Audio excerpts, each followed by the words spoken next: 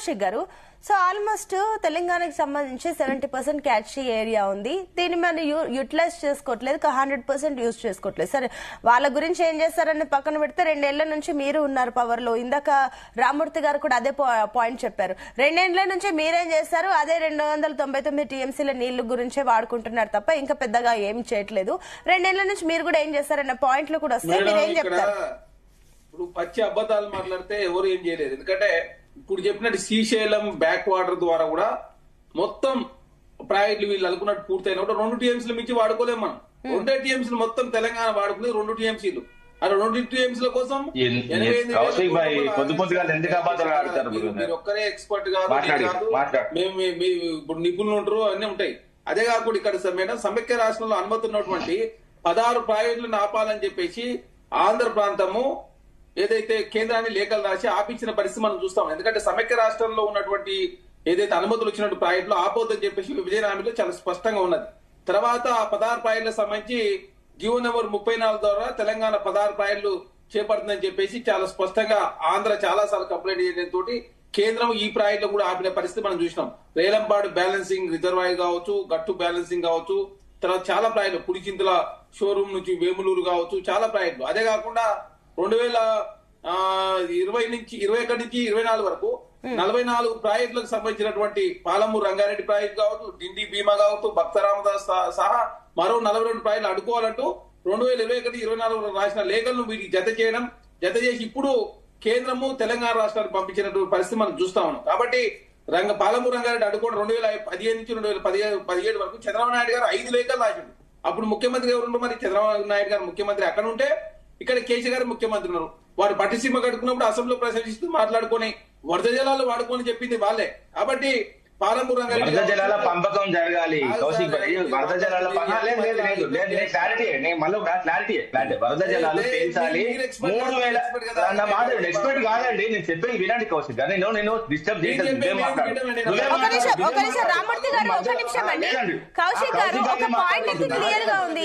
వాడుకోమని చెప్పలేదు కానీ ఏదైతే వృధాగా వెళ్తున్న నీళ్ళని 2 రాష్ట్రాలు కలిసి సమానంగా వాడుకోండి, దాన్ని మీరు మాట్లాడుతూ చర్చించుకొని యూజ్ చేసుకోండి అని చెప్పేసి సునీత గారు ఒక్క నిమిషం. 3000 టీఎంసీలు ఒకవేళ వరద జలాలు ఫ్రీ అంటే వాస్తవంగా గోదావరి నుంచి వాస్తవంగా బంగాళాఖాతంలో కలిస్తే ఒకవేళ 3000 టీఎంసీలు ఉంటే అందులో 2000 టీఎంసీలు తెలంగాణకు రావాలి, 1000 టీఎంసీలు వాళ్ళకి పోవాలి. తేల్చిన తర్వాత ప్రాజెక్టు నిర్మాణం చేయమనేది అప్పుడు మా ప్రభుత్వం ఇప్పుడు కూడా గది చెప్తున్నాం. తేలిక ముందు రాయలసీమ కావాలని కోరుకున్నాం, కానీ తేల్చిన తర్వాత అంతే తప్ప తేల్చక ముందు మేము ప్రాజెక్టు కట్టుకోమన్నాం అన్నది అబద్ధం. ఇంకోటి 38-39 లీటర్లు ఎవరో కేసీఆర్ గారు రాసింది. వివిధ సందర్భాల్లో ఎన్ని లీటర్లు రాసింది అన్నది వాస్తవంగా హరీష్ రావు విత్ డేట్ తో పాటు లెటర్ రాసిన విషయాలు. అదే సమయంలో రాయలసీమలో 350 టీఎంసీల పైగా స్టోరేజ్ రిజర్వాయర్లు నిర్మించుకున్నారు. శ్రీశైలాన్ని గండి కొట్టేలా పోతిరెడ్డిపాడు సామర్థ్యాన్ని పెంచుకున్నారు. సార్ నువ్వు మళ్ళీ మధ్యలో రాకు సార్, బుక్ అయింది మీ ముచ్చుమరి. అరే సార్ నువ్వు మాట్లాడాక మీరు మాట్లాడితే మీరు ఎందుకంత ఓపిక లేకుండా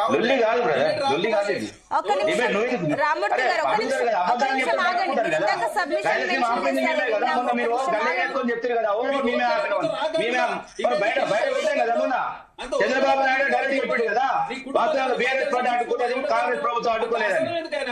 ఎవరికి తొత్తరాదు ఎన్సీఆర్ ప్రభుత్వం నడతలేదు. ఏంది ఈ అమ్మాయింది? నీ ముఖ్యమంత్రి అయితే అమ్మాయి నీ ముఖ్యమంత్రి అయితే నీ అమ్మాయిని నువ్వుకుంటావా? నీ అమ్మాయిని నువ్వుకుంటావా? మరి నీ అమ్మాయింది చిల్లర మాటలు చిల్లర మీద వాళ్ళంట. అమ్మాయింది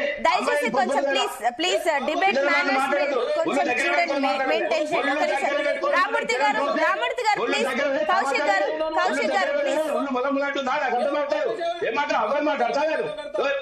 అరే నువ్వు డిబేట్ ఎందుకు వస్తున్నాడు? దయచేసి ఆగండి ఒక నిమిషం. రామూర్తి గారు, కౌశిక్ గారు, రామూర్తి గారు ప్లీజ్, జనాలు చూస్తున్నారు, ఆ మాటలొద్దు దయచేసి. ఒక నిమిషం నేను చెప్తాను, మీరు ఆగండి ఒక నిమిషం. రామూర్తి గారు ఇందాక మీ సబ్మిషన్ విన్నాము, ఓకే, బట్ ఈ పర్సనల్ గా వద్దండి దయచేసి. ఒక నిమిషం, ఒక ఇంపార్టెంట్ మ్యాటర్ గురించి మాట్లాడుతున్నాం, దాని గురించి అందరికి అవగాహన ఉండాలని మాట్లాడుతున్నాం, మీరు టైం వేస్ట్ చేయకండి. ఒక నిమిషం ఆగండి కౌశిక్ గారు, ఒక నిమిషం. సునీత గారు, రామూర్తి గారు, కౌశిక్ గారు ప్లీజ్ డోంట్, మీరు అసలు డైవర్ట్ చేయకండి ప్లీజ్. ఒక నిమిషం ఆగండి. సునీత గారు మీరు చెప్పండి ఒక నిమిషం. I'll come back to you. Kaushik గారు ప్లీజ్ ఒక నిమిషం ఆగండి. I'll come back to you. నాకు అర్థం కాకడతా నా టైంలో ఆయన వస్తే మరి మీరు ఎస్ ఒక్క నిమిషం ఆగండి. మీరు మాట్లాడండి అని నేను చెప్తూనే ఉన్నాను, అయినా కూడా మీరు పర్సనల్ గా వెళ్తున్నారు. నేను చెప్పాను సంయమనం పాటించాలి. ఒళ్ళు దగ్గర రామూర్తి గారు ప్లీజ్, మీరు ఈ రకంగా ఆయన మాట్లాడుతున్నప్పుడు మీరు ఆగండి. మీరు మాట్లాడినప్పుడు ఆయన ఇంటరప్ట్ అవ్వలేదు. రామూర్తి గారు ఆయన మాట్లాడినప్పుడు మీరు ఆగండి. ఒక నిమిషం ఆగండి రామూర్తి గారు ప్లీజ్. ఇంతకు మీరు మాట్లాడినప్పుడు ఆయన డిస్టర్బ్ చేయలేదు. మీరు కూడా అదే మెయింటైన్ చేయండి. మీరు సంయమనం పాటించాలి. ఎట్లా అంటున్నారో మీరు కూడా అదే పాటించాలి. దయచేసి ఒకరికి చెప్పేటప్పుడు మనం కూడా అదే ఫాలో అవ్వాలి. ఒక నిమిషం ఆగండి ప్లీజ్, ఆగండి. సునీత గారు మేడం చెప్పండి. మేడం ఇప్పుడు కేంద్రము అడిగింది మేడం వీళ్ళకు, మేము వచ్చేసి డిపిఆర్ పాలమూరు ఎత్తిపోతల ప్రాజెక్టుకు డిపిఆర్ అడిగినాం మేము.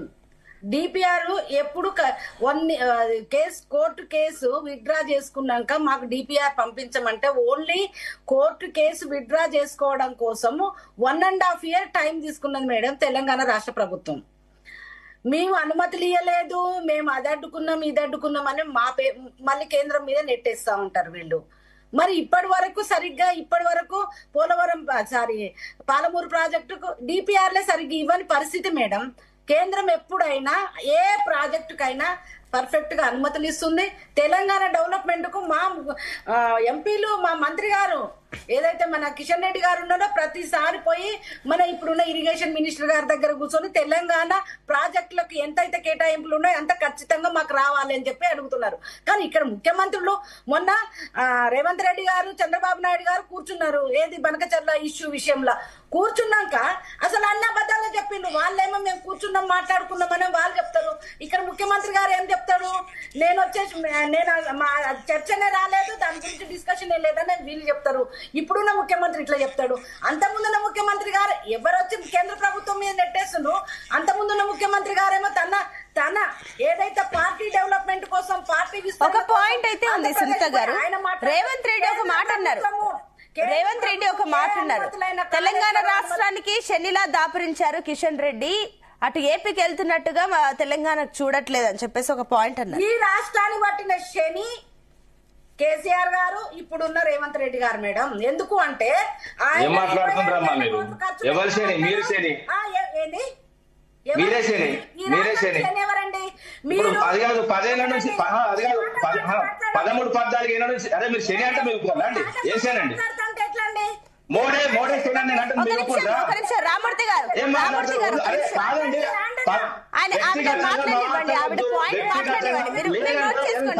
మాట్లాడమనండి. వ్యక్తిగతంగా రేవంత్ రెడ్డి శని లేకపోతే చంద్రబాబు చెప్పండి మేడం దయచేసి. సమయం కాదండి, మీరు వ్యక్తిగతంగా మాట్లాడద్దని చెప్తున్నా. వ్యక్తిగతంగా మాట్లాడదు. రామూర్తి గారు ఒక నిమిషం ఆగండి. మీరు సబ్మిషన్ పాయింట్ లో మీరు దాన్ని మీరు డిఫెండ్ చేసుకోవచ్చు. ఒక్క నిమిషం.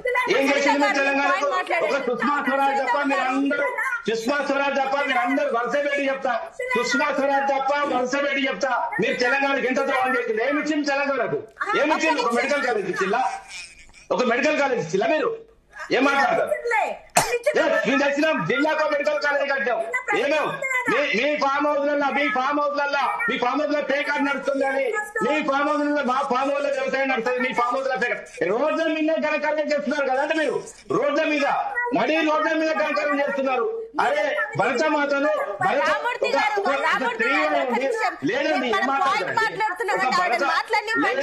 మణిపూర్ ఘటన మర్చిపోతామండి. మణిపూర్ ఘటన మర్చిపోతామండి. ఎవరు దుర్మార్గులండి? మణిపూర్ ఘటన మర్చిపోతామా? ఒక నిమిషం ఆగండి, పాయింట్ మాట్లాడివ్వండి. ఒక నిమిషం ఆగండి సునీత గారు, మీరు పాయింట్ రండి దయచేసి. మాట్లాడుతున్నారు ఏంటండి? ఒక నిమిషం ఆగండి. ప్రతిదానికి మీరు మాట్లాడడం పద్ధతి కాదు. బరాబర్ మాట్లాడతారు, తిరిగి మాట్లాడతారు. తిడతారా? అయితే మీరు దద్దం అనొచ్చా, చౌట అనొచ్చా? మీరు అంటారా కిషన్ రెడ్డి గారిని శని అంటారా? ఒక నిమిషం అండి సునీత గారు చెప్పాను. ఒక నిమిషం అండి ప్లీజ్, పర్సనల్ గా వద్దు. మేము అనలేదండి. కరోనా వచ్చినప్పుడు కురుకురేలు పంచండు. మేము అనలేదు. కరోనా వచ్చినప్పుడు కురుకురేలు పంచండు. ఆయన చెయ్యి చాలా పెద్దదండి. ఏదైనా ఇంపార్టెంట్ మ్యాటర్ మాట్లాడదాం అన్నప్పుడు ఆ పాయింట్ మీద మాట్లాడండి దయచేసి. మీరు మాట్లాడుకొని తిట్టుకోవడానికి నేను ఇక్కడ పిలవలేదు. ఒక నిమిషం ఆగండి సునీత గారు. ఒక నిమిషం రామూర్తి గారు, ఒక నిమిషం ఆగండి. మేడం అన్న దాని మీద నేను మీరు పాయింట్ మాట్లాడండి సునీత గారు, మీ పాయింట్ చెప్పండి, టైం తక్కువ ఉంది. ఇప్పుడు 299 నీళ్లు కేటాయించినారు, మనకు అన్యాయం జరుగుతుందని చెప్పేసి మనము తెలంగాణ తెచ్చుకున్నాం. 1200 మంది బిడ్డలు బలి చేసి తెచ్చుకున్నాం తెలంగాణ అయినప్పుడు మీరు ఓ పితామహుడు అని చెప్పుకుంటారు.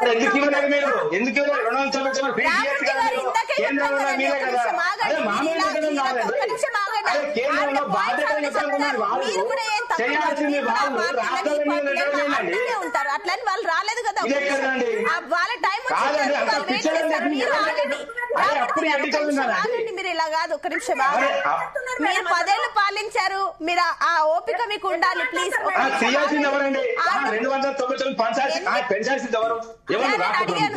ఇందాక నేను అడిగాను, మళ్ళీ మీరు అడగాల్సి. నేను అడిగాను, ఆవిడ చెప్తున్నారు, మీరు ఆగండి, మీరు పాయింట్ నోట్ చేసుకోండి. ఏ సబ్మిషన్ చెప్పినా కూడా మళ్ళీ అదే మాట్లాడతారు ఏంటండి రామూర్తి గారు? మీకు ఎన్నిసార్లు అదే మాట్లాడితే కుదరదండి. మీ పాయింట్ కి మాట్లాడండి. మీరు ఇందాక కౌశిక్ కి అలాగే అడ్డుపడ్డారు, సునీత గారికి అలాగే అడ్డుపడ్డారు. ఏం కరెక్ట్ కాదు. It's not independent. Please wait. Sunitha గారు మీ పాయింట్ కంక్లూడ్ చేసుకోండి దయచేసి. నా ఒక్క మాట వినండి మేడం.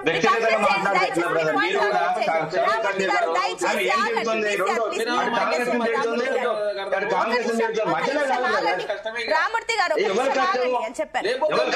మీరు ఎందుకంటే పాయింట్ మాట్లాడదు, మీ దగ్గర మ్యాటర్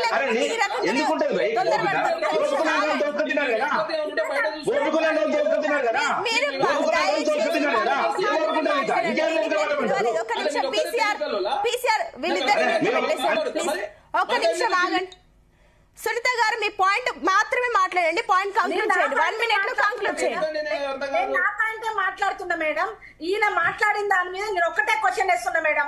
మనము పోగొట్టుకున్నాము తెలంగాణ నీళ్ళన్ని దోసుకపోతున్నారు ఆంధ్ర వాళ్ళని చెప్పేసి మనం కొట్లాడుకున్నప్పుడు మీరు అదే 299 టీఎంసీలకు ఒప్పుకోవడంలో మీనింగ్ ఏంటి?